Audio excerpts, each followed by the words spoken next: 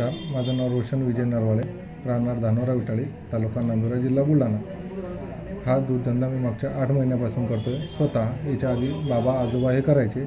त्याच्या आधी इतर कंपनीचं खोराक वापरायचो मी। त्या खोराकमध्ये म्हणजे बाहेरचं केमिकल जास्त असल्यामुळे गाईच्या तब्येतीमध्ये सुधारणा नव्हती। गाईला जास्तीत जास्त म्हणजे दवाखान्यात हॉस्पिटलचं काम पडायचं।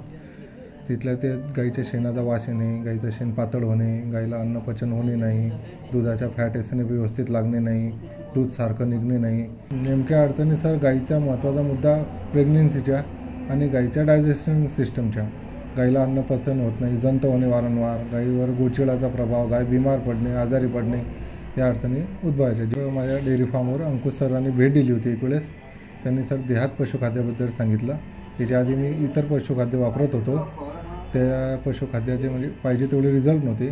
गाईचा प्रेग्नन्सीचा प्रॉब्लेम होता, गाईच्या तब्येतीमध्ये सुधारणा होत नव्हती। मागच्या 2 महिन्यापासून देहात खुराक वापरतो आहे। गाईच्या शेणामध्ये शेण घट्ट झालं, शेण पातळ येणं थांबलं, त्याच्यानंतर गाईची तब्येत सुधारली आणि गाईचा हीटवर येण्याची जी प्रोसेस आहे ती कंटिन्यू चालू आहे। आता एक गाय म्हणजे लावली तर तिचे 2 महिन्यापासून ती हीटवर आलेली नाही।